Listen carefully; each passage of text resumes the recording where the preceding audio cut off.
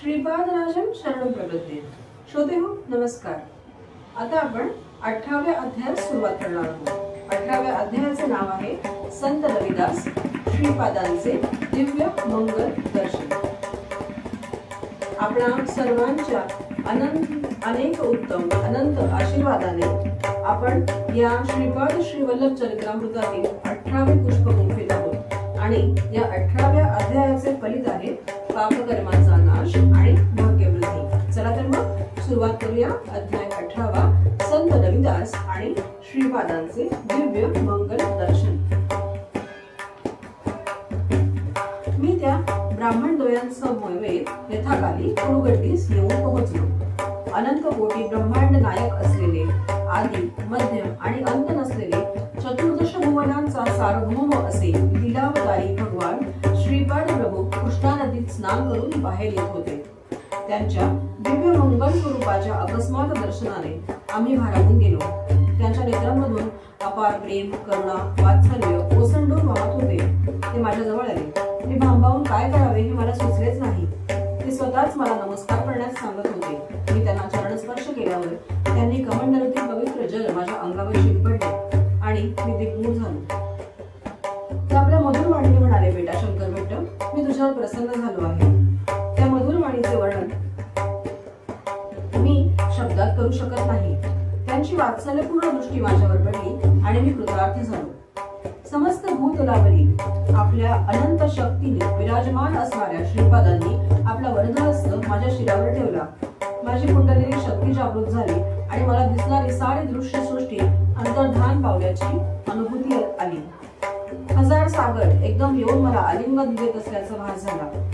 अनंत शक्तीचा विद्युत प्रवाह माझ्या नसानसातून वाहत गेल्यासारखा वाटून मोठा दाह झाला आणि माझे डोळे आपोआप मिटले गेले। नाडी आणि हृदयस्पंदन दोन्ही थोड्या वेळासाठी थांबले होते। माझे मन निर्विकार आणि निश्चल होऊन अनंत शून्यात हरवले। माझ्या हृदयातील चैतन्य अनंत अशा विश्व चैतन्यात विलीन झाल्यासारखे भासले। मी या अवस्थेत अत्यंत आनंदात होतो। त्याचे वर्णन शब्दाने करता येणे कठीण आहे। या अत्युच्च आनंदाच्या अवस्थेत माझ्यातून कोट्यानुकोटी ब्रह्मांड सृष्टी स्थिती लय पावत आहेत असे मला भासमान झाले। मी यापासून भिन्न नाही असा दृढ विश्वास वाटत होता। मीचा लय झाल्यामुळे मी अव्यक्त अशा आनंदात होतो। हे सर्व मला चित्रविचित्र वाटत होते। तेवढ्यात श्रीपाद प्रभूंनी आपल्या कमंडलूतील जल मोठ्या प्रेमभावाने माझ्यावर प्रोक्षण केले आणि मी सहज स्थितीत आलो। संपूर्ण विश्वाचे आदिदेव असणारे श्रीपाद श्रीवल्लभ माझ्याकडे हजार मातांचे वात्सल्य डोळ्यात आणून पाहत मंद मंद स्मित करत होते। यवनांना श्रीपाद श्रीवल्लभांचे दर्शन। माझ्या बरोबर आलेल्या ब्राह्मणद्वयांना श्रीपाद प्रभूंबरोबर बोलणे किंवा पादस्पर्श करण्याचे धैर्य नव्हते। श्रीपाद स्वामी म्हणाले, तुझ्या बरोबर आलेले हे दोन अपरिचित कोण आहेत? मी म्हणालो, प्रभू, आपल्या दिव्य चरणांचे दर्शन घेऊ इच्छिणारे हे दोन ब्राह्मण आहेत। त्यावर प्रभू म्हणाले, हे ब्राह्मण दिसत नाहीत, गोमांस खाणारे यवन दिसतात। खरे का खोटे तू त्यांनाच विचार। थोड्यात ते ब्राह्मण म्हणाले, आम्ही ब्राह्मण नाही यवन आहोत यात संदेह नाही। आम्ही कुराण वाचतो। त्याच्या या वक्तव्यावर मी स्तंभितच झालो। श्रीपाद श्रीवल्लभ नावाने मायावेशाने संचार करणाऱ्या जगतप्रभू श्री दत्तात्रेय स्वामींना ओळखणे अनेक जन्मांचे पुण्यफल आहे। मी त्या स्थिर भावात भक्तिभाव संपूर्ण रूपाने वाटणे म्हणजे महत्भाग्य आहे। गोमातेत सर्व देवता वास करतात। गाई विना घर स्मशानासारखे असते। श्रद्धेने गोसेवा करणारे मला खूप आवडतात। गाईचे दूध पुष्टिकारक आणि तुष्टिकारक असते। ब्राह्मण जन्म घेऊन गोमांस खाणारा शिक्षित पात्र असतो। यज्ञयाग करताना शेळीचे बलिदान दिले जाते। यज्ञ पशु म्हणून शेळी अथवा इतर पशु सुद्धा त्यांच्या नीच योनीतून विमुक्त होऊन पुढे उत्तम जन्म प्राप्त करतात। यज्ञ पशुला चांगला जन्म मिळावा यासाठी यज्ञ करणारा योगी महायोगी तपोबल आणि योग बलाने समृद्ध असावा लागतो। जर योगी असा समर्थ नसेल तर त्याला प्राणी हत्या केल्याचे पापच लागते। देशकालानुसार धर्म कर्म पद्धतीमध्ये थोडा बदल होत जातो। यवन असणाऱ्या तपस्वींनी गोमांस भक्षण केले तरी परमेश्वरार्पण बुद्धीने केलेले कर्म गाय आणि तिच्या संततीस उत्तम जन्मच मिळवून देते। परंतु असे न केल्यास मात्र महापाप लागते. परंतु गोहत्या शास्त्रानुसार महान पाप आहे. कौरव पांडवांच्या युद्धासाठी कोणते क्षेत्र धर्मक्षेत्र आहे याचा शोध करण्यासाठी अर्जुन आणि श्रीकृष्ण निघाले. त्यांना एका शेतात शेतकरी पाणी देत असलेला दिसला. पाण्याचा प्रवाह अडवण्यासाठी त्याला एका मोठ्या दगडाची आवश्यकता होती. तो अशा दगडाच्या शोधातच होता की त्याचा मुलगा वडिलांसाठी जेवण घेऊन आला. जेवण झाल्यावर पाणी अडवण्यासाठी जेव्हा दगड मिळाला नाही तेव्हा त्याने आपल्या मुलाचा वध केला आणि त्याचे मृत शरीर दगडाप्रमाणे पाणी अडवण्यासाठी ठेवले. त्यावेळी शेतकरी आणि त्याचा मुलगा या दोघात मारण्याची क्रिया करताना कोणताही भाव नव्हता. दोघे निर्विकार होते. शेत विकून सर्वांना आहार द्यावा एवढेच त्या शेतकऱ्यास ज्ञात होते. तोच त्याचा धर्म होता. शेतकरी फळाची आशा न करता आपले कर्म अत्यंत श्रद्धाभावाने करीत होता. या शेताची जागा श्रीकृष्णाने धर्मक्षेत्र म्हणून निवडली. अरे नाममात्र ब्राह्मणा, गोमांस भक्षण करणे केव्हाही बरोबर नाही.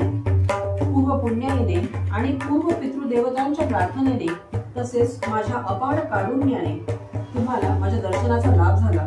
हेच तुमचे महत्भाग्य समजा. तुम्ही केलेला नमस्कार मी स्वीकारित नाही. तुम्ही मला स्पर्श करू नका. माझ्या कमंडलूतील पाणी तुमच्या अंगावर घालणे शक्य नाही. तुम्ही येथून तात्काळ निघून जा. तुम्हाला अन्न वस्त्र मिळण्याची सोय केली आहे. तुम्ही यवन स्त्री बरोबर विवाह करून यवनांप्रमाणेच राहा. तुमच्या हातून मारल्या गेलेल्या गायी पुढील जन्मी तुमची संतती होऊन जन्मास येतील आणि तुमचा छळ करून तुमच्या पैशावर सुखी होतील. माझ्या दर्शनाने पुनीत झाल्यामुळे काही जन्मानंतर तुम्ही बडे बाबा आणि अब्दुल बाबा या नावाने ओळखले जाल. महाराष्ट्रातील शिर्डी गावात श्री साईबाबा नावाचे एक महात्मे अवतरित होतील. ते तुमचा उद्धार करतील. हे माझे बोल काळ्या दगडावरील रेषेप्रमाणे आहेत. असे बोलून प्रभूंनी त्याला जळण्यास सांगितले. मी आणि श्रीपाद प्रभू दोघेच होतो. तेव्हा तेथे रविदास नावाचा रजक आला. रविदास श्रीपाद प्रभूंना सारखा प्रणाम करीत होता, परंतु प्रभू त्याकडे दुर्लक्ष करीत होते. थोड्या वेळाने त्याच्याकडे पाहून श्रीपाद मंद हसले. याचे मला आश्चर्य वाटले. श्रीपाद वरद स्वामींनी माझ्या कपाळाच्या मध्यभागी जोरात दाब दिला तेव्हा माझ्या नेत्र चक्षुंसमोर चित्र विचित्र दृश्य दिसले.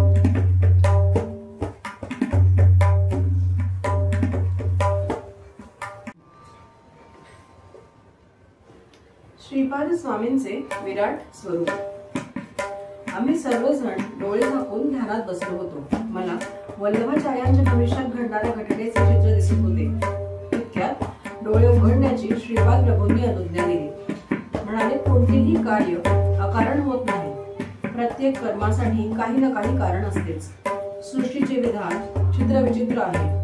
निर्गुण निराकार असा मी तुमच्यासाठी साकार रूपात अवतरित झालो आहे. हे पाहून तुम्हाला आश्चर्य वाटेल. परिमित आणि अवधूत नसलेला मी तुम्हास परिमित आणि अवधूत असल्यासारखा भास होतो आणि तसा अनुभव सुद्धा येतो.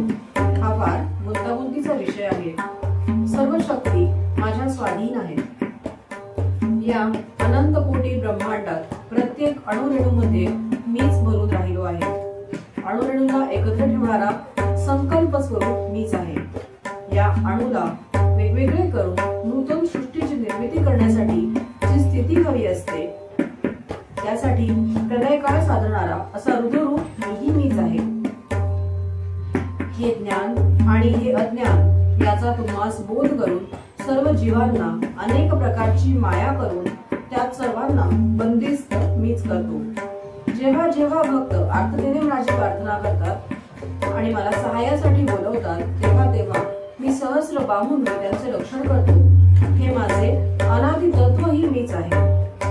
प्रत्येक जीव मात्रात व्यापूर असलेला मी तोच मी आणि मी मध्ये असलेला शक्तिमत्व सर्वज्ञता संत सर्वांतर्यामित्व तुमच्या दृष्टीला दिसत नसल्याने तुम्ही भ्रमित होता. याचा तुम्हाला अनुभव येऊन तुम्ही मला व्यक्त रूपात पाहिले तर आश्चर्य वाटण्यासारखे काय आहे का? परब्रह्म स्वरूप असलेले श्रीपाद प्रभू या प्रकारे समजावून सांगत असताना घंटानाद ऐकू आला. सगळे आश्चर्यकारक मनस्थितीत असताना तो घंटानाद शांत झाला. श्रीपादांची मातृभावना. आम्ही सर्वजण बसलो असताना श्रीपाद प्रभू म्हणाले, श्रीपाद श्री वल्लभांचा हा अवतार फल देणारा महान अवतार आहे. माझे नामस्मरण केल्याशिवाय कोणताच अवधूत पूर्ण सिद्धी प्राप्त करून घेऊ शकत नाही. तसेच महान योगी सुद्धा सिद्धी प्राप्त करण्यासाठी माझे नामस्मरण करीत असतात. हे वल्लभेशा, तुझे आई वडील लवकरच निवर्तले आणि तुझ्या नातेवाईकांनी तुला दुर्मार्गाला लावून तुझी सर्व संपत्ती हिरावून घेऊन तुला भिकारी केले हे आम्हाला ज्ञात आहे. त्या नातेवाईकांची मुले सुद्धा तुझ्याशी वैरभावाने वागतात हे आम्ही जाणतो. तुझे ते दुष्ट नातेवाईक पुढील जन्मात चोर बनले. तू धन घेऊन तुरुगटीस येत असताना त्या चोराने तुझे धन लुटून तुला मारून टाकले. तू आमचे स्मरण करताच तेथे आम्ही प्रकट होऊन आमच्या दृष्टीने त्या 3 चोरांचा वध केला. चौथा चोर आम्हा शरण आला. त्याचा दोष अत्यंत कमी असल्याने आम्ही त्याला जीवनदान दिले. श्रीपाद प्रभूंचे वक्तव्य ऐकून वल्लभाच्या पत्नीच्या डोळ्यात पाणी आले. ते पाहून श्रीपाद प्रभू म्हणाले, हे माते, प्रत्येक स्त्रीमध्ये आम्हास जन्म दिलेल्या अखंड सौभाग्यवती सुमती महाराणीच दिसते. त्या महान मातेच्या खुशीमध्ये नेहमीसाठी आम्ही बालकच असतो. तू दुःखी होऊ नकोस. मी दिलेले हळकुंड जपून ठेव. तुला या हळकुंडामुळे सदैव सौख्य लावे. तू अखंड सौभाग्यवती राहशील. आमचे हे वचन काळ्या दगडावरील रेषेप्रमाणे अटळ आहे. त्याला सृष्टीतील कोणतीच शक्ती बदलू शकत नाही.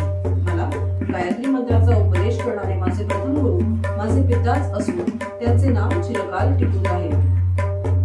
आमच्या पुढच्या अवतारात नरसिंह नावाबरोबर सरस्वती हे नाव जोडून नृसिंह सरस्वती असे नाव आम्हास लाभणार आहे. आमचे आजोबा बापन्नाचार्य यांचे नाव सुद्धा अजरामर करण्याचा आमचा मानस आहे. नरसिंह सरस्वती अवतारात आमचे रूप आमच्या आजोबांसारखेच असेल. आमचे आजोबा माझे दुसरे गुरु होते. त्यांच्याकडे वेदशास्त्राचा अभ्यास केला. तुम्ही पाहत असलेली ही घंटा एकेकाळी आमच्या आजोबांच्या घरात होती. ती माझ्या संकल्पाने अनेक प्रदेशात फिरून आली आहे. ती भूमीतील भुयारी मार्गाने सुद्धा जात असे. हे शंकर घंटा तू रचना करत असलेल्या तेलुगू भाषेतील श्रीपाद श्रीवल्लभ चरित्रामृतातील 18वा अध्याय येथे संपत आला आहे. ही घंटा पिठिकापुरमहून गावी येऊन पोहोचली आहे. ही घंटा अनेक आकार घेऊन अनेक आकार बदलून माझ्या संकल्पानुसार पुन्हा येथे आली आहे. आमच्या आजोबांच्या स्वतःच्या घरात माझ्या महासंस्थानाची स्थापना होईल. आमच्या प्रेमाची खूण म्हणून ही जय जय निनाद करणारी घंटा आम्ही पिठिकापुरमला पाठवली आहे. श्रीपाद श्रीवल्लभांचा जय जयकार असो. श्रीपाद राजम शरणम प्रपद्ये. श्रोते हो, आपली